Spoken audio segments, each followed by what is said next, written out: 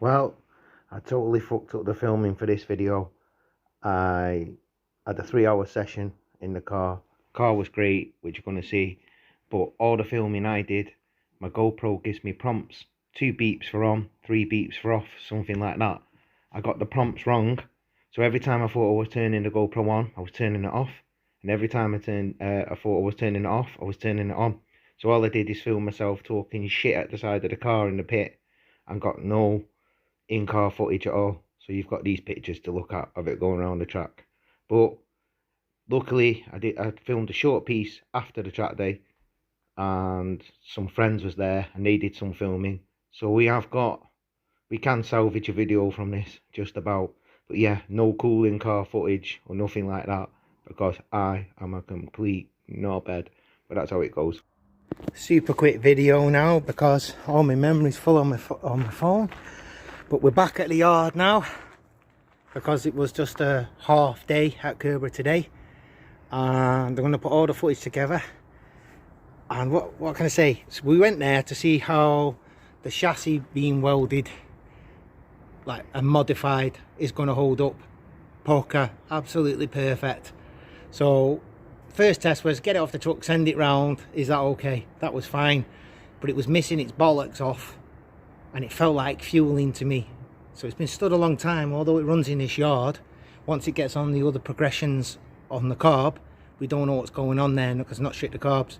So I pulled the carbs to bits in the pit, cleaned out all the jets, could feel that some had some kind of blockage when I was blowing them out. To clean them, banged them in, it was a little bit better. Went back out, still getting this fuel starvation. Brought it back in, took the tops of the carbs off. They want rebuilding with new gaskets and everything. So that's besides the point, what we had to work with today. So I bent the floats by eye and I just set them by eye now. It was a bit of trial and error to keep going out, keep putting them back together. I overdid it. One was flooding coming out the trumpets, but I got them something like right. Then I could tell. You'll see these in the videos. I'll put this at the beginning of the video because I know no one will probably watch it to the end because they have the attention span of an amoeba. But what we done there was I went back out again and it was better. Each time I went out it was better, and you'll see this in the videos. And I knew it was ignition because now that exhaust comes out of the back window, I can see it. And I could see it when I go around the corner and you come out, I could feel it miss. And I could see it, big flame coming out the back where it suddenly sparks. So I came back in the pit, went through the coil, went through the wiring, checked all the HT leads, and it still got a dizzy. So I went to the dizzy, took the cap off, and the cap didn't look like it was sitting on proper. Took the cap off and could see that the rotor arm has been mashing into the pickups inside. So I cleaned them up best I could with a wire brush I had, put them back on, went out, and it was absolutely phenomenal. It didn't miss one single beat. So that's it, we found the base mark with it. So then we had a bit more time, we brought it in and we set the camber on the front end. The back wants a bit of a setup, we haven't done that, but it was going like one way around the track really good, like it was set up for oval. But you know, it wouldn't turn in, what would it do? It would turn in left great, but it wouldn't turn in right.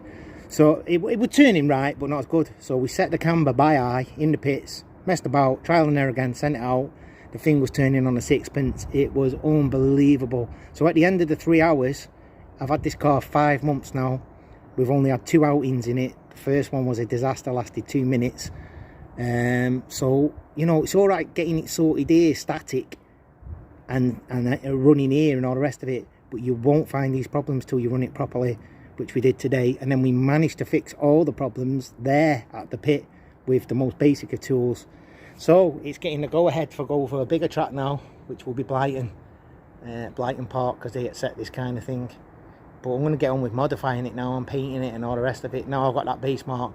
But I was beginning to think after 5 months, why the fuck did I buy this? Should I just sell it and all the rest of it? And then after today, man, I made the right choice. The thing is fucking phenomenal. So yeah, absolutely brilliant. It reminds me of a motorbike. I've done loads of off-road biking, on-road biking. I've done everything you can imagine, and it's on the edge like that. It's just razor sharp to your reactions like a bike is. It's just awesome, great fun. But anyway, You'll see some footage of it now by the magic power of editing, and that's that. We done it, we succeeded. All that welding we did at the back, perfect. The car's well better than it was when I got it, so well happy with it.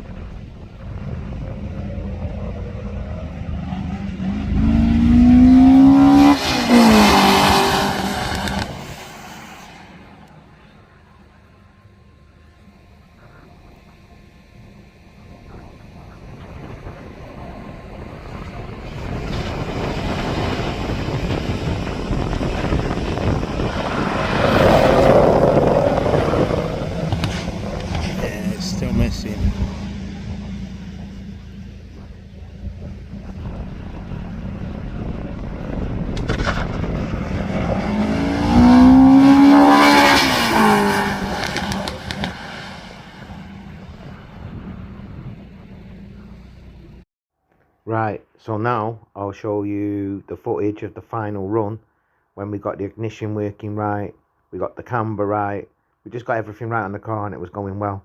So that'll be the end of the video, just it doing so many laps at the end of that. But you can see in this picture all that plaster down on the track, and I'm trying to stay off the racing line.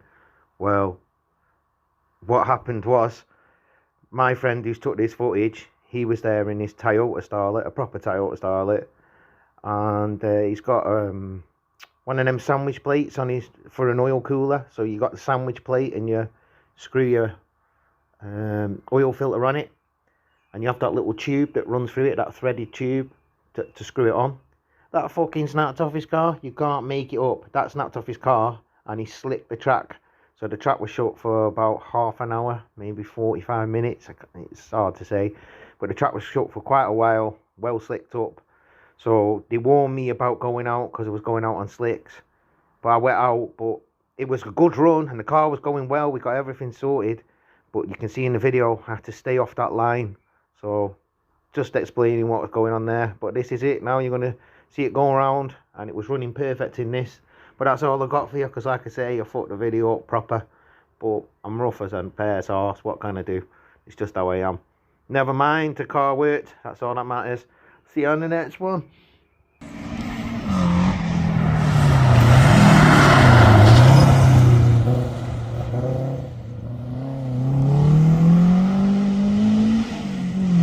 That sounds a lot better.